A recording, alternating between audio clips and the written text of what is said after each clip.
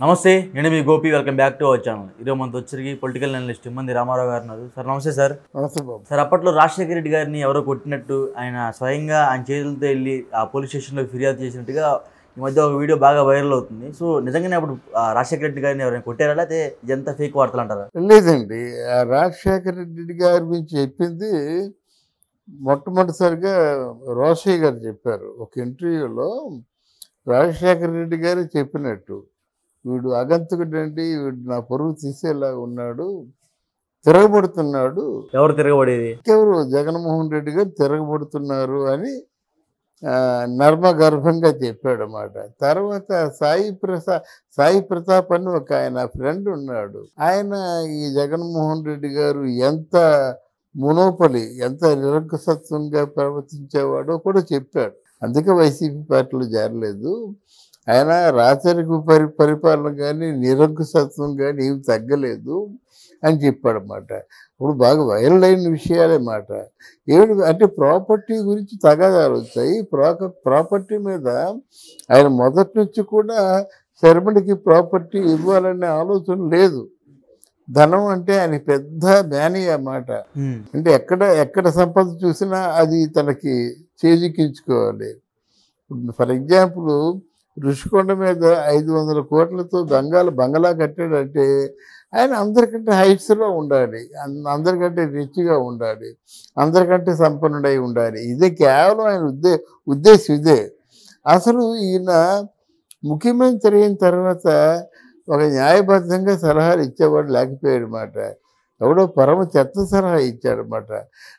నవరత్నాలుగా పెట్టుకోండి పథకాలు, అది మొత్తం దేశం అంతా దేశవ్యాప్తంగా పేరు వచ్చేస్తుంది, తర్వాత మనం వద్దన్నా మనకు ఓట్లు వేస్తారని ఎవరు రాంగ్ సలహా ఇచ్చారండి. దాంతో అందరూ ఓహో అంటే అప్పుడు ప్రెస్ కదా కొన్ని రాష్ట్రాల నుంచి ఈ మన జగన్మోహన్ రెడ్డి తాలూకు ఈ పరిపాలన శైలిని అబ్జర్వ్ చేసిన వాళ్ళు మెచ్చుకున్నారు. ఇది బాగానే ఉందిరా, పేదరికంలో ఉన్న వాళ్ళకి నిలవరి ఈ నవరత్నాలు ఇవ్వడం చాలా బాగుందని ప్రశంసలు చేసేవాళ్ళు కూడా ఉన్నారు. ఎవరైతే ప్రశంసిస్తున్నారో బయటకు వచ్చి ఏముంది బొంగు మాకు అంటే ఎమ్మెల్యేలైనా ఏమీ లేదు, ఎంపీలైనా ఇక్కడ ఏమీ లేదు, మాకు ఒరియే లేదు కదా, మొత్తం అంతా ఈయనే చూసుకుంటున్నాడు. కాదంటే ఒక నమ్మిన బంటు సజ్జల రామకృష్ణారెడ్డి, అక్కడ మన విజయసాయిరెడ్డి ఉత్తరాంధ్రకు ఇన్ఛార్జిగా వేయడం కూడా ఆ ఆలోచనతోనే. కనుక ఉత్తరాంధ్రను పూర్తిగా కబ్జా చేశాడు విజయసాయిరెడ్డి. తర్వాత ఏంటంటే ఇక్కడ ఎవరు సజ్జల రామకృష్ణారెడ్డి కూడా ఆల్మోస్ట్ ఎవరికి అపాయింట్మెంట్ లేకుండా ఆయన ఏమంటారు దాన్ని, ఒంటరి వాడే, అన్నీ తానై ఒంటరి పోరాటం కాదు, ఏం పోరాటం, అంత దరిద్రని పోరాటం కానీ అన్నీ తానై అంటే సకల శాఖ మంత్రి అంటారు కదా, అలా నిర్వహించాడనమాట. అక్కడ విజయసాయిరెడ్డి కొంప ముంచాడు, ఇక్కడ సజ్జల రామకృష్ణారెడ్డి కూడా కొంప ముంచాడు. వీళ్ళిద్దరికి ఒక దాన్ని ఏమంటారు, సమతుల్యమైనటువంటి నిందలు ఉన్నాయి వీళ్ళిద్దరి మీద కూడా, అంటే సమానమైన నిందలు అన్నమాట. ఇక్కడ సజ్జల రామకృష్ణారెడ్డి మీద ఎటువంటి నిందలు ఉన్నాయో అక్కడ విజయసాయిరెడ్డి మీద కూడా అటువంటి నిందలు ఉన్నాయన్నమాట. మనం పెద్దవాళ్ళు అలాంటి పనులు చేస్తారని ఏమనుకుంటాము, కానీ ఆ వైసీపీ పార్టీలో ఉన్న వాళ్ళే సజ్జల రామకృష్ణారెడ్డి ఆడవాళ్ళ మీద ప్రత్యేకమైనటువంటి అభిమానం చూపిస్తున్నాడని బాగా బాహాటంగా తెలుసు, అందరికీ తెలిసిందన్నమాట. వాళ్ళంటే ప్రత్యేకమైన అభిమానం చూపిస్తున్నాడు, వాళ్ళకి అపాయింట్మెంట్ ఎప్పుడైనా దొరుకుద్ది అని ఉందన్నమాట. అక్కడ విజయసాయిరెడ్డి కూడా అక్కడ ఉన్నటువంటి ఎవరో కొంచెం అంటే ఉద్యోగస్తుల్ని, ఆఫీసర్స్ని, ఆయనకు అనుకూలమైనటువంటి ఆఫీసర్స్ని ఈ ల్యాండ్ కుంభకోణంలో బాగా ఉపయోగించుకున్నాడు అనేటువంటి వాదన ఉందన్నమాట. అక్కడ ఆయన చేసినా ఇక్కడ ఈయన చేసినా అంటే మనం వినిపిస్తున్న సమాచారం ప్రకారంగా ఇద్దరు కూడా లేడీస్ని బాగా ఉపయోగించుకొని దౌర్జన్యంగా దారుణంగా వాళ్ళ పనులు చేయించుకున్న వాళ్ళు. అంతే. లేడీస్ మాత్రం ప్రధాన అంటే పెద్దపీట వేసి కూర్చోబెట్టారు ఇద్దరుండు. అది వీళ్ళు పేకగా చుట్టుకుంది. వెరసి దీన్ని ఎంటర్టైన్ చేశాడు ఎవరు? మన జగన్మోహన్ రెడ్డి. ఎలా ఎంటర్టైన్ చేశారంటే కొంతమంది ఎమ్మెల్యేలు కూడా ఎవరైనా ప్రశ్నిస్తే కొట్టిన సందర్భాలు ఉన్నాయని వాళ్ళ ఎమ్మెల్యేలు చెప్పుకున్నారు.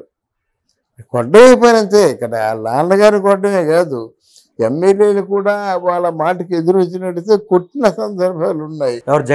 జగన్మోహన్ రెడ్డి. అందువల్ల ఆయనకు అడ్డొచ్చే వాళ్ళందరినీ కొట్టడం, ఇంకేదో చేయడం చేస్తూనే ఉన్నాడు. ఆయన పాపం పండింది. ఇప్పుడు తప్పించుకోలేని నేరాలు చేశారు కాబట్టి ఆయన చేసినవన్నీ బయటకు వస్తాయి. ఏంటంటే జగన్మోహన్ రెడ్డి ఏమి ఏకపత్ని వ్రతుడు కాదు. ఆయన మీద ఉన్న ఎలిగేషన్స్ అన్నీ ఆయన మీద ఉన్నాయి. విజయసాయిరెడ్డి మీద ఉన్న ఎలిగేషన్స్ విజయసాయిరెడ్డి మీద ఉన్నాయి. జగన్ ఏకపత్ని వాడుతురే కదా సార్. ఏకపత్ని వ్రతుడని ఆయన చెప్పుకుంటాడు, అంతేగాని జనం చెప్పుకోవాలి కదా. ఇప్పుడు ఆయన మూలంగా బాధపడిన వాళ్ళు చెప్పుకోవాలి కదా. అసలు బాధ చెప్పుకోవాలంటే ఎవరు అపాయింట్మెంట్ ఇచ్చేది? ఎవరు అన్ని చూసేది? పెద్దల రామకృష్ణారెడ్డి కదా. మీడియా ఏమో ఆయన కొడుకు భార్గవరెడ్డి మీడియా చూసుకుంటున్నాడు. వాళ్ళు ఏమి రాయాలంటే వాళ్ళ నాన్న ఏం చెప్తే అదే మీడియాలో పెట్టిస్తాడు. ఆరన్న మానిటరింగ్ చేస్తాడనమాట.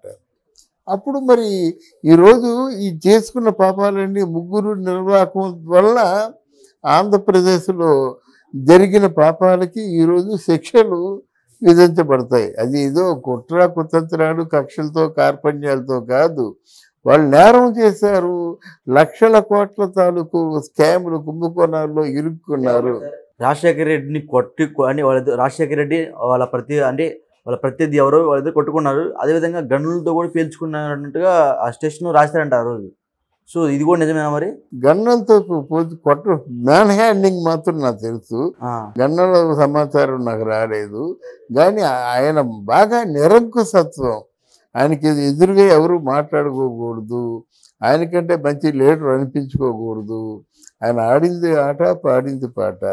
అలా చేసిన ఈ ముగ్గురు నలుగురే అతన్ని ముంచేస్తారు. ఒకడు కాబట్టి ఒకడు కూడా ఆయనకి ఎదురెళ్ళి చెప్పలేదు.